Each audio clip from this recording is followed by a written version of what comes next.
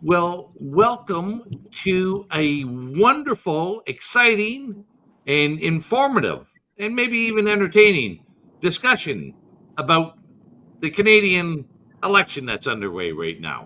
My name's Randy Hillier, and I'll be joined by leader of the Ontario Party, Derek Sloan, as well as leader of the People's Party of Canada, uh, Maxime Bernier. But first, I want to set the stage here a little bit. I'm watching this election play out, and it reminds me something like Wrestlemania. And you'd think Vince McMahon was orchestrating the election in Canada today. We have the evil heel, uh, Donald, the evil orange man Trump, is part of this grudge match. And then in the grudge match, is also Mark the Macho Man Carney and Pierre the Pitbull Polyev. And it seems like that is the narrative of this election. But I think we've got some real pit bulls, not the phony theatrical types that you're being seen in Canadian elections. So, Derek, why don't you join us and give us a few thoughts on what we might be talking about today? Hey, thanks a lot, Randy. Really glad to be here today. This is a unique election in the sense that it's dominated by pretty much a single issue that doesn't really have any immediate control in Canada. So basically, we're talking about U.S. foreign policy issues. Very rare that that kind of an issue would be the sole determining factor in an election. And we know that the mainstream parties, the mainstream media, are spinning the narrative or focusing on certain parts of the narrative. But we have with us today Maxime Bernier, the leader of the People's Party of Canada, and we're going to ask him, Max, what do you think the real narrative of this election should be? What are the major issues that are impacting Canada right now? And if you were able to be on the debate stage or given more press in the mainstream press, what would you be telling them about what issues Canadian voters should be focusing on? Yes, first I must say thank you, Derek. Thank you, Randy, for having me. As you can see, I'm in a car right now on the campaign trail. I'm in Ontario, BC, going to Kamloops. We will have a rally tonight over there. And yes, speaking about the election and what is the most important for Canadians, for me, it's all the impact of mass immigration on our society, not only on the housing crisis. As you know, more people are coming to our country, and that put pressure on prices for houses. Not only that, not only the fact also that our standard of living is going down for the last 10 years. When you have a lot of people coming to Canada, the economy will grow, yes, but the growth of the population is faster than the growth of the economy. So the economic pie is growing, but our piece of the pie is smaller. The GDP per capita is smaller. And I believe that every Canadian can understand that. But also that mass immigration is having an impact on our, infrastructures, healthcare system. All these people will need to, have a roof, and they are not as young as the government is telling us, so they will need some healthcare services. It's having an impact on also the integration of these people in our society. It's very difficult because there's too many people. That's why our position on that, it's a moratorium on immigration. And if people don't understand that we are in a country right now that mass immigration is destroying our society, just a number, Derek, that is very important. The growth of our population last year, 97% of the growth of our population was coming from immigration. And actually, last year, the growth of our population was 2.7%. If you compare that with the growth of the population on average in Western countries, OECD countries, the growth of their population last year was 0.5%. What I'm telling you is the growth of our population was 5 times bigger than the average growth of the population in the Western countries. That's why we are losing our country, and we need to stop that mass immigration. But, and I agree with you, Derek and Randy, right now in the election, the mainstream media, the conservatives and the liberals are not speaking about that because both of them are okay with mass immigration, and they think to do that election against President Trump instead of working for Canadians. Absolutely. The immigration has had profound impacts on our housing stocks, the price of housing. It has had profound impacts on employment opportunities. It also has had a profound impact on depressing wages as well. And this, I think that you mentioned this briefly, Max. The even though we've had a near 3% increase in population due to immigration, our GDP per capita continues to plummet every year. And every Canadian province, other than Alberta, has a GDP per capita less than some of the poorest states in America, and that is also one of the reasons why we see such a weakening in our dollar as well. If productivity and GDP per capita are down, then our dollar is going to be down as well. Uh, but I did want to throw up a little clip of you talking about immigration down in the Maritimes. So maybe we can put this little clip up and remind people, because immigration has many different facets. There's refugee, there's asylum, there's family reintegration, there's the temporary foreign workers, there's the foreign students. It's not just one element. There's a whole bundle of different policies under immigration. So maybe we'll throw up this clip here. Be a man. No, I'm a man. They are Sir, be a expiring. man to So tell the truth. I tell you the truth. You when are a your liar. permit were expired, you My must permit is not be expired. deported. Why would they deport me when I'm legalized to No, stay? now you can stay, but when they're gonna be expired, We will and if see at some, that moment. yeah, but what I'm saying, if some of you have their permit that are expired, Nobody standing nobody here, here, nobody is here, illegal. but in They your, have their permits. but in your group of 100 people that Nobody were, is expired. and- If they would have been expired, they would have been deported. okay, but they will be deported when it be expired. You This agree is with what- me? You agree No. with no? Because No, you they just won't said be deported. you just said that when it's gonna be expired, they will be deported. They will be legalizing their stay. No deportation will be needed in that moment. But we will need That's deportation. why I you hope need that to the have full knowledge. You are a leader. I think you should have a full knowledge a full before you get no, I have a full knowledge. This I'm seems saying when like the it. permit is expired, you must be You're deported. saying my permit is expired. It isn't. No, if it's not, but it will be in a couple of weeks or in a couple I of can months. extend it. But I hope they won't, because we don't need They you. will. No, we don't need you here in this country. How can you decide it? Because for example, there's listen to Canadians, me, listen. there's young Canadians No, that can let me- work at Tim Horton, and we Then need. they can. I'm not working at Tim Hortons. They can, and they can work there too. There are hirings. They can. You can get a job. They're hiring too.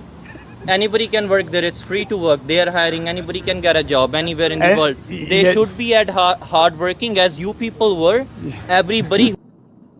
I think that really shows the mindset and the acceptance, Derek, of people that are coming here. Is we might be here for a defined period of time, in law, but no, really, once you're here to stay for as long as you bloody well want. Well, yeah, I mean, there's definitely some major issues with our immigration system that we've, all three of us have been pointing out for years now, and they've accelerated to the point that, up until recently, we had about 1 million foreign students here in Canada, and it was a behind the scenes sort of plot to fund universities without the government having to pay their fair share.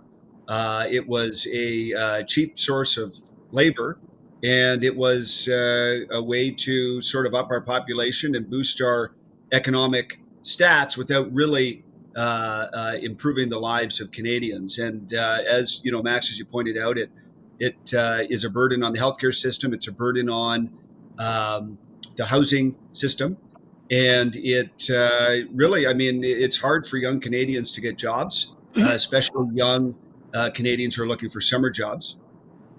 And you know, the fact is, a lot of people don't leave when their permits are up. I mean, it's, you know, I remember when the deputy chief economist from CIBC came out and said that he felt that Canada was undercounting the residents in Canada by about 1 million people because they had an assumption that people would leave after their permits were done. And he was saying, listen, that's, you know, the idea that someone would leave within 4 to 5 weeks is simply not the reality, and you need to readjust your numbers. So there's definitely a lot of abuse going on, and it's good that you want to address that. Let me just ask quickly, outside of, you know, immigration and so on, what is your, like, how do we address this productivity deficit? Because it's not really, I mean, immigration factors into cost of living and that kind of thing, but how do you address the productivity deficit that we're lagging so badly on here in Canada? Yes, thank you for asking, Derek. Just want to add a little bit on the immigration. As you know, we are for a moratorium on immigration, but also the deportation of all illegals. And you know that foreign students in that video, I said when your permit were expired after, you know, when you have your diploma, you must leave the country. But for him, that's not the case. What is happening right now with the liberals and the conservative, they are giving to a guy like that and all these fake foreign students the permanent residency. So they're giving them a gift by giving them a permanent residency, and they knowing that they don't respect our legislation. So what is the message that we are sending to the world? You can come to Canada by the big door, you know, asking to be an immigrant, but it will be easier for you if you use another door and, you know, a fake students and you have a permit, and after that just stay in our country and give you permanent residency. That is what is happening right now in our country. So that's why we must end that.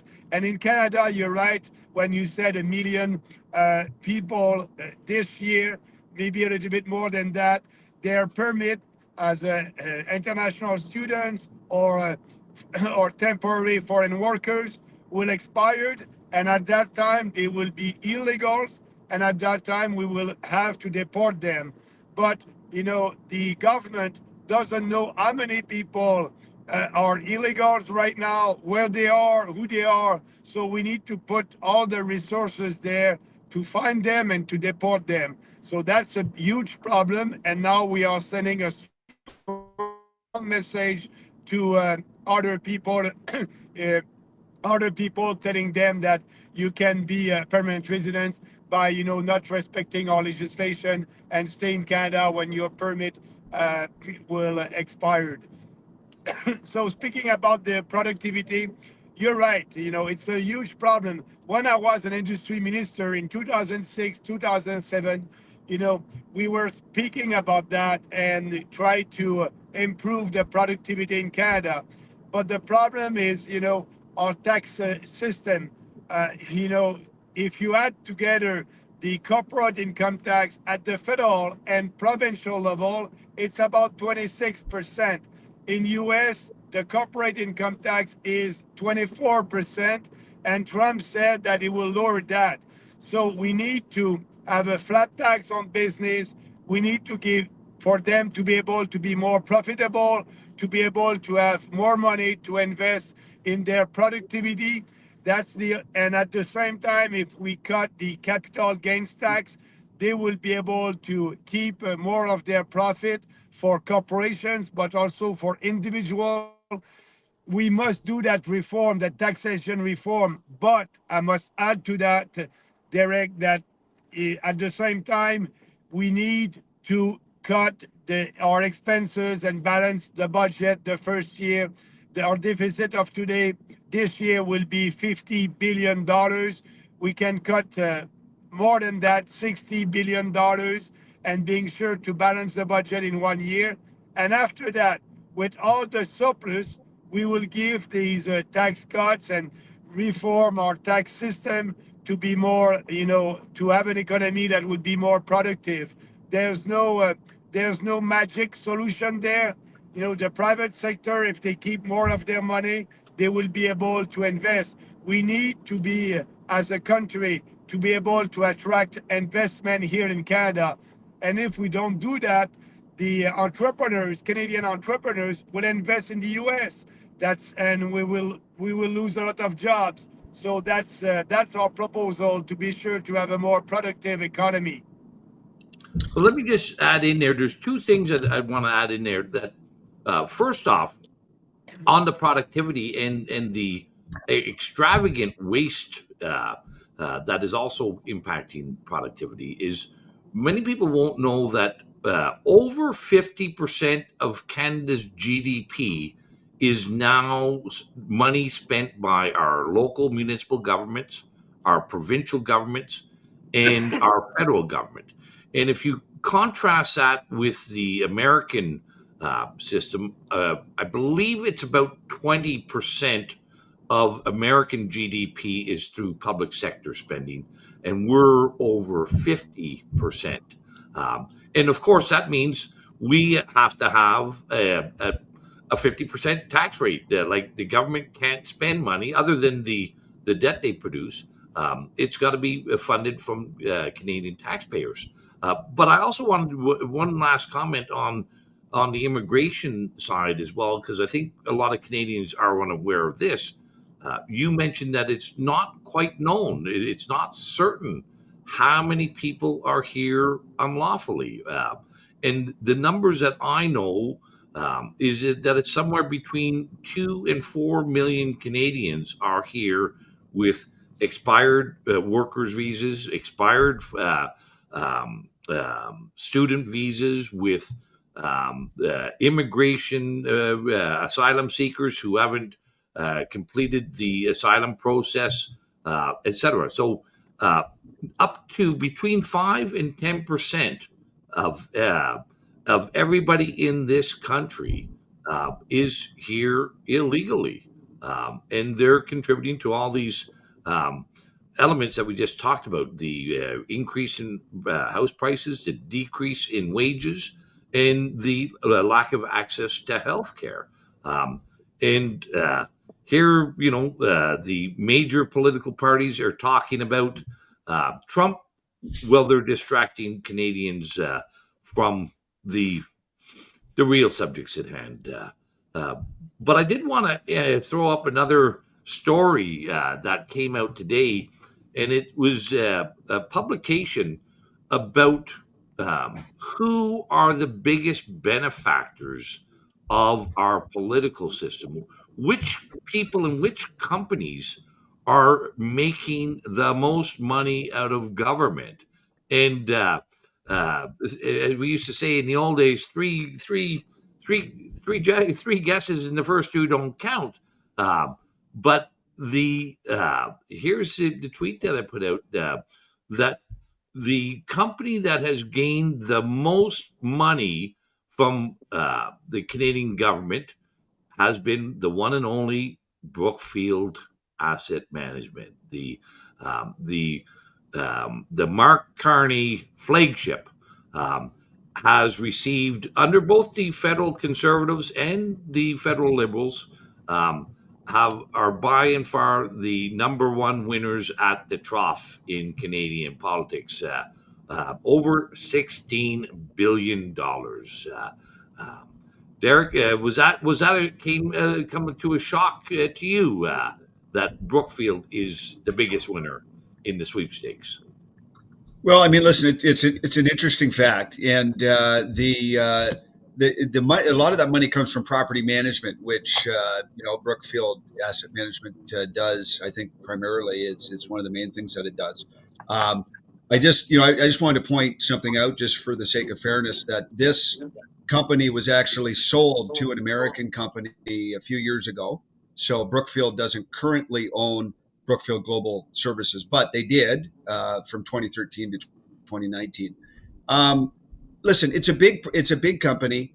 Mark Carney has an undisclosed amount of ownership of that company, and undoubtedly, Brookfield Corporation will be.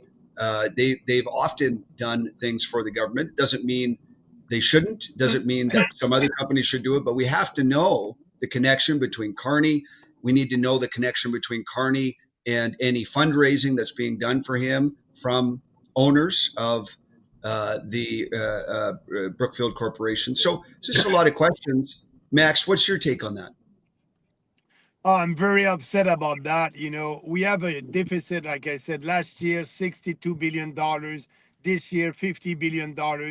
And we are throwing money to corporation like that to help us to manage, a big fat government. For me, the government must be smarter. We don't need that. Our enemy in Canada is not, President Trump. It is our own government and the liberals and the conservative. They don't have the courage to cut, and that must be the first thing that we cut. I don't want the federal government to be more productive or to be more efficient. I want the federal government to be smarter. And we need to ask the real question when the federal government is doing something and having a role. We need to question if the function that the federal government is doing right now, is it a function that will be better done by the private sector or by the government? If it's by the private sector, we must have that radical decentralization and give that to the private sector. We must ask also another question to have a smaller government. If that function is the role of the government, is it the role of the federal government or provincial governments? If it's provincial government, let's respect the constitution and give that to the provinces. So that's why we will be able to have a smarter government if we respect our constitution. But that money, same thing for the subsidies to big corporation. That was $25 billion last year that we gave to Bombardier and all these big corporations. We need to cut that. It's not fair.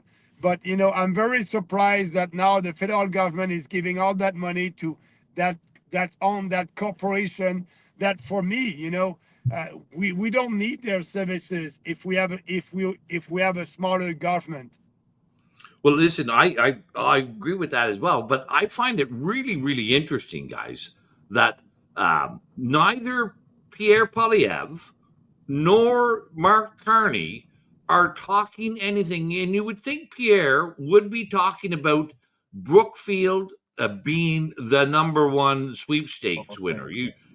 Just as a political strategy, that would cast some shade on Carney, especially in light of his unwillingness and his refusal to disclose his business relationships, his assets, his shareholdings in Brookfield, and anything else. That should cause a great deal of suspicion to anyone.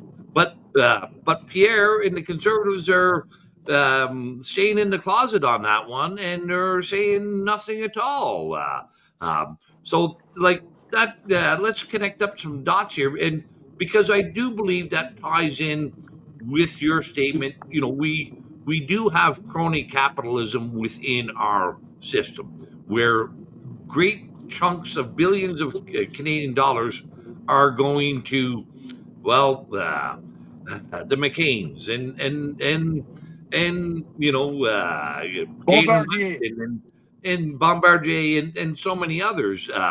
And I know from my time, and just for the audience, the three of us have been all in elected office. We've all been in the various conservative parties. We've all run for the leadership of our parties. And we've all got the heave ho from our respective parties. So there's a great deal of commonality in our history. But, I know that what Elon Musk is finding in the U.S. The U.S. administration, we won't have the same magnitude of numbers, but we're not that far off. And I would say percentage-wise, we are a far, far more wasteful public spender when it comes to government than what the U.S. is. But nobody wants to talk about that one from the Uniparty. Oh, yeah, they don't want to talk about it, and but we must do that.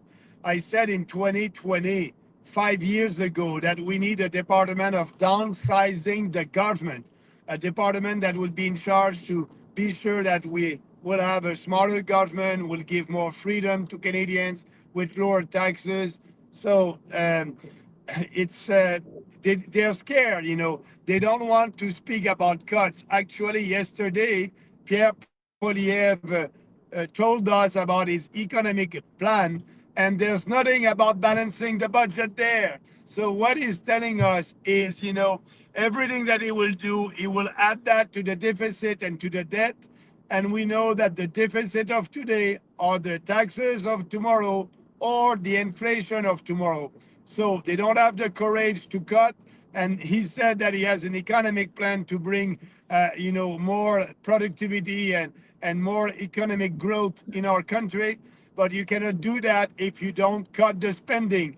Each dollar that the government is spending, it's a dollar that the private sector cannot invest. And it's only the private sector that know what to do, and investing in a profitable way, not the government. So I don't believe his economic plan will do anything for the future, for us, for Canadians. Well, I'm just going to jump in quickly, and I read an interesting article this week, authored by Jim Balzilli, and he was taking aim at Mark Carney, but it had a deeper point, and the point of the article was to talk about his belief as to why we're suffering the productivity crisis. And his point was that we do not, as a country, as individual businesses, we don't invest enough in intellectual property, and we're sort of content with being, kind of like a resource state where we ship things out, but we don't have control over various other levels in that process. And he gave an example of when we ship aluminum down to the States. We kind of ship it out at the lowest kind of level of production. And he gave an example of uh, uh, aluminum in the United States, where they're able to do multiple other things with it because they've either created or purchased the patents to do various other things to it. And he was saying that really, that's one of the major things as well that's dealing with productivity. Now, having a government that's smaller and out of the way and giving companies room is a good thing, but there's definitely other things involved here. And he believes that sort of the elite understanding, like the Mark Carneys of the world and their friends, how they understand what Canada should be, is part of the problem in terms of the way that they view our place in the world. And so it's an interesting article, but I don't know if you have any comments on how to encourage our businesses to invest. And part of it's law with intellectual property, but how do we answer some of those issues that Jim Balzilli was raising in this article? Yeah, he has a point there. Actually, you're right about that. But if they don't do that, it's maybe because they don't have the resources or the enough profit to do it. So that's we need to give them more freedom. I'm going back on the lower taxes. If they have more money, they will be able to invest in being more productive, but also doing more research and development. That's the basic. But if they don't have, if we are taxing them and taxing them, and they can only survive, they won't spend money to find new products or a new way of producing what they're doing and being more efficient, and try to find a new way to do it by investing in R&D. And they are not. That's the data and the statistic in Canada. You're right, Derek, about that. Our corporation are not investing enough in our R&D, and that's not helping us as a country. I want to throw in another question here as well, guys, and that is, we see our two main political parties, both the Conservatives and the Liberals, taking a very, what I would say, belligerent, very hostile approach to the U.S. and specifically Trump, but the U.S. in general. Um, and of course, the U.S. is our largest trading partner. We export the bulk of our goods to the United States. So, we're looking at this just from a retail perspective. I have a little retail shop, and it's called Canada. And my best customer who comes into my store every week and purchases more and more stuff, goods and services from me, and I start treating them in a belligerent fashion, and I start calling them names, and I make this distinction. We see this Trump's position on tariffs and trade is an attempt by Trump to bring back uh, America's industrial manufacturing heartland, to secure needed supply chains for national security measures, and also to secure the borders, which, in my simple mind, that sounds all pretty reasonable. And I might even say, well, that sounds so good. I should do the same. Derek, is that the way you're seeing this trade war, and why? Because at the end of the day, will say that there is no way that the United States is going to put up with a hostile neighbor on their longest undefended border. Well, it's a really good question, and the two leaders, of course, are treading a fine line right now. On one hand, they need to show that they're tough and standing up to the actions of the U.S. government, but on the other hand, they know as well, or they should know, that there is no way to fully sort of decouple from the U.S. economy, and even if there were, it would be a process that would be decades and decades in the making. The fact is that a closer trading relationship, or at least a close one with the United States, is simply inevitable and effectively our only option right now. I don't think it would be advisable or even possible to do most of our trade elsewhere, but it is an issue. And given that Max is with us today, Max, why don't you tell us, if you were the guy that was about to pick up the phone to talk to Trump, what would your take be on this, and how do you talk about this issue? Yes, Derek, you're right about that.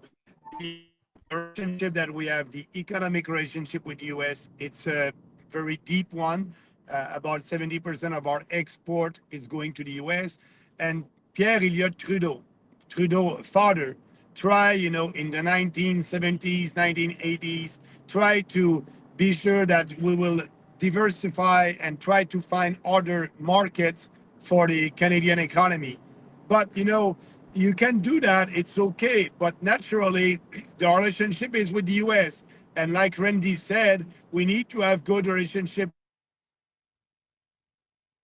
that we may be able to find new markets for our entrepreneurs in Canada. But that being said, the real one and the easiest one is the US. So we need to have a good relationship with them. Answering your question, Derek, yeah, I'll take the phone and I'll say to President Trump, I understand you are working right now to make America great again. And part of that is to repatriate the manufacturing industry in America, in the US. I understand that. And by the way, President Trump, sorry, by the way, I want to do the same in Canada. I want to make our country great. I'm working for Canadians. And you know what? We won't impose counter tariffs because you are 10 times bigger than us, and it will hurt us Canadians more than your corporation. But I know that you want to have a new deal with Canada, and I'm ready to open the free trade agreement right now with you instead of waiting until 2026. And I know that you want a deal that will be a win for you, the US, and a win for us. And we need to put everything on the table, and I'm ready for that. So let's do that right now. And I will put on the table the cartel of supply management that we have. I understand that your dairy producers want to sell their milk here in Canada and they cannot. You tweet a few times about the fact that we are imposing 300% tariffs on dairy, milk, and poultry. That's not good because also our Canadian consumers are paying twice the price if you compare that with prices in the US. So let's have a new deal and let's work to be sure that we'll have a real free trade between us and you. And you are speaking about reciprocal tariff. I'm 100% for that. Why not putting zero tariff on our side and zero tariff on your side? So we can have a discussion with President Trump. And if our economy is weak, it is not because of President Trump. It's because of the bad policies coming from the liberal government. And you have the opposition, the conservative party, that is not ready to tackle the big issues and do the bold reforms. So that is win-win. That is what we must do. But we are the only national political party that is speaking about a real solution. Well, there's one other thing, of course. We can all recognize, guys, that the two and let's say three main political parties have a stranglehold on the narrative in Canadian politics, and it's very difficult for anybody to break into that. And it's, Derek, you and I have experienced that as well, of course, with the Ontario Party. Small parties have a very difficult time breaking into the big leagues in Canada. And one of the reasons for that is the per vote subsidy that I don't think very many Canadians understand. Um, and and so I'll just put this out. If a small party reaches a percentage of the vote in each riding, then they're entitled to get a per vote subsidy. For every vote that was cast, they get a dollar amount attributed. And just to put it also in perspective, in the federal arena, the three main political parties divvy up about $30 million every year to their riding associations on this per vote subsidy, and that allows those established political parties to really keep well organized, keep local riding associations well oiled and functioned. Um, and Derek, we've seen that. I'm not sure what the per vote subsidy is in federal politics, but maybe we've got some commentary on. I see that as a real important thing for Canadians to understand that when they go to vote and why the vote is important. It's uh, it's not just expressing yourself, but there's also an unseen dollar attached with it as well. If I may add, Randy, on the at the federal level, what is happening is the federal government is not giving any subsidies per vote, but what the federal government is giving, if a federal party has more than 2% of the vote nationally on average, that party will have half of its expenses reimbursed during an electoral campaign. So right now, the conservatives and the liberals are able to spend about $30 million, and if they have more than 2%, half of that would be reimbursed. So that's the subsidies coming from the federal government. So that's a little bit unfair for small political party, but that's the name of the game. And if you and they don't want you also to participate at the federal level in the leaders debate. As you know, at the leaders debate commission, at the board of that commission, there's a former conservative MPs, members of parliament, who are there, and they don't want us. They don't want the People's Party to participate in the national debates. So at every election, they they create a new rule to be sure that they will exclude us. So that's a little bit more difficult, like at the provincial level, for a political party to have money from the government and to be able to have our program, our vision to be out there and debate during this debate. They use everything to cancel the young and new political party at the provincial level or at the federal level. There, you Yeah. want to comment on that? Yeah, yeah, for sure. And it's interesting, Max, because you did get to participate in one debate in a prior election, if I recall correctly, which was very exciting and very interesting to see that. Um, how do you plan to what's your goal in impacting this campaign, given that there's not going to be a lot of mainstream articles written about you, if any. There's not going to, you're not going to be on the debate stage. um, we could talk about how that's unfair and so on, but given that that's the scenario, what's your plan here? What's your ideal outcome? What are you hoping to happen in this campaign? And also, why should people vote for you? If they're concerned about, for example, Mark Carney winning or something like that, why is voting for a PPC candidate preferable?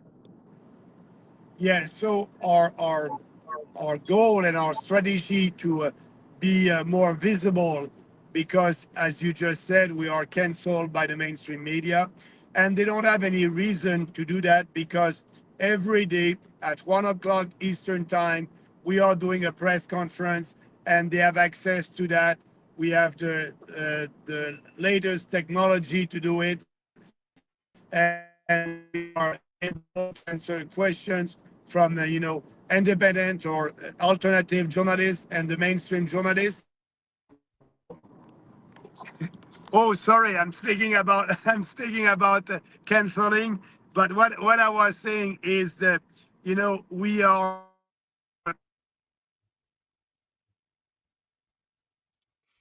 right now, during the campaign, I'm doing a lot of podcasts, and it's sad that I have to go to the US for having more visibility. As I did Patrick Bet David and other podcasts in the US. That's helping us to have more visibility. And actually, I'm the only leader of a national political party that is doing podcasts. So I think in the future, if you are in election, you won't be able to avoid that. And so on social media, we are very active, but also, as you can see, I'm traveling and meeting our people. I hope that our message will be out there, but it's always a challenge for us. But that being said, I believe that we can grow our percentage of the vote from the last election, and maybe doubling our percentage of the vote. We'll see. And I want to answer your question about splitting the vote. Actually, the conservatives are saying that at every election, don't vote for the People's Party, because you will split the vote. And that's not an argument. They don't want the conservatives. They don't want to have a discussion about ideas. They know that we will win the argument. So what they're telling people is, don't vote for the People's Party, vote for the Conservative. But you know what, Derek? It's not my fault. It's Pierre Poliev is a weak leader and he's not able to beat Carney. Actually, there's no such thing as splitting the vote, because we are so different on a lot of issues. We are not splitting any vote. What I'm asking people, the Conservative don't own your vote. Vote in line with your ideas, vote in line with your values. And like that, if you vote for the People's Party because you agree with our values and our platform, you'll have more chances to have what you want. And we will grow, we will become more influential, and our ideas will be debate at the national state. Look on immigration, for example. In 2019, it was not popular to speak to end the mass immigration, but right now, 70% of the population agree with that. But actually the conservative and the liberals are not speaking about that. So we need to be more influential. A vote for the People's Party, it's a vote for yourself. It's a vote for what you believe in. And there's no waste of your vote. And we have candidates all across the country ready to work with you. And we will support Polyev. That's what I'm telling conservative voters. We will support Polyev when he'll be a real conservative, and we will shame him when he won't. So it's a win-win. Vote for what you believe, and after that, we'll see what will happen. But we will always be there to fight for you. Well, listen, we're going to be wrapping up soon. We're wrapping up this edition of Wrestlemania Canada Election 2025.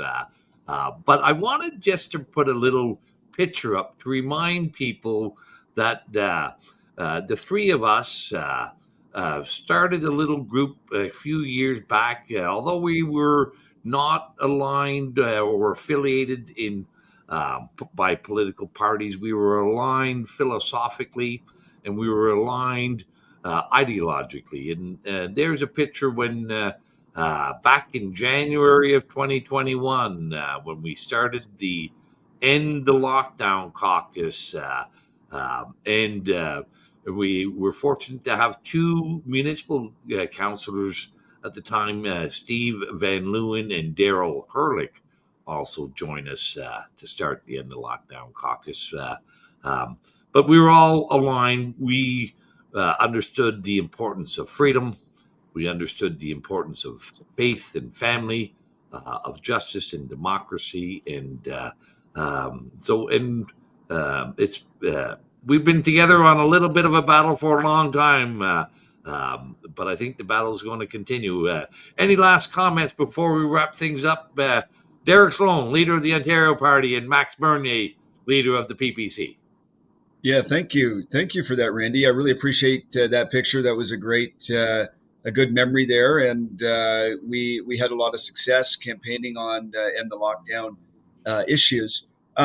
Max, I'm going to ask a question that I've heard voiced before, and we'll see what your answer is. But the polls aren't looking very good for Polyev right now, and it's possible to foresee that there if the Conservatives don't win this election, there could be a lot of turmoil and soul searching in the Conservative Party. There might be another leadership race.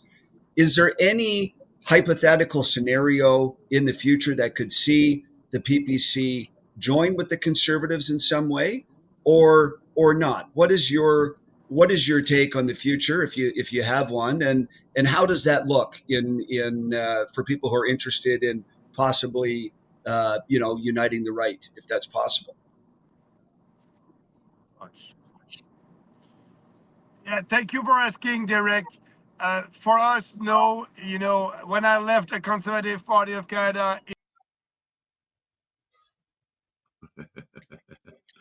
And he's left the podcast, unfortunately. Oh, I think he's back. Can you hear me? Yep, you're back on. Yeah. So sorry about that. Yeah, I was saying that, when I left the Conservative Party of Canada in 2018, I said that party is morally, intellectually corrupt. There's only conservative in name. They don't want to fight for real family value, conservative value. They don't want, for example, to reopen the debate on abortion. We didn't have time to speak about that, but that's important for us. So for me, if Polyev is not winning, I agree with you that it will be very hard for him to stay the leader, but they cannot count on us. We will support the Conservative when we'll have our first candidate elected, and I believe that it can be at this election, bill by bill, legislation by legislation. We cannot trust them, and if they're not winning the election, it's because they're not real conservative. So I played that game long time ago, and that was the best political decision that I took when we decided to create the People's Party. And this party is there for the long run. So we know that doing a revolution, it cannot take one or two elections. It's a long-term project, and we are there for the long term. Well, thank you, Thank you. everyone. And I'm going to just add my comment. Like I ran for the leadership of the provincial Conservative Party as well, and you know, Doug Ford and I and his staff didn't see eye to eye with me, and you know, I think it would be a cold day, you know, where before ever myself, you, Max, or Derek would be receive an invitation from our conservative colleagues and friends asking us to come back and help reform those parties. It would be nice. It would. I think it would be a nice fantasy to have, but I think it will be a cold day, you know where, before it ever happens. So. Thank you very much, Derek Sloan, leader of the Ontario Party. Thank you, Max, while you're driving around on the left coast of Canada, BC. And until next time, enjoy the day and keep an eye on Wrestlemania Canada Election 2025, and let's see what continues to develop. Thank you very much. Thank you, everybody.